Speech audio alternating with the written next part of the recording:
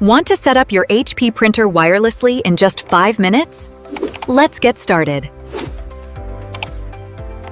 First, turn on your HP printer and make sure it's in setup mode. New printers usually enter this mode automatically. Next, download the HP Smart app from the App Store or Google Play Store. Open the app and tap on Add Printer. It will automatically search for nearby printers. Select your Wi-Fi network and enter the password to connect your printer. Once connected, print a test page to confirm everything is working properly. If your printer isn't detected, restart both your printer and your Wi-Fi router, then try again. Make sure your printer and your device are connected to the same Wi-Fi network for a smooth setup.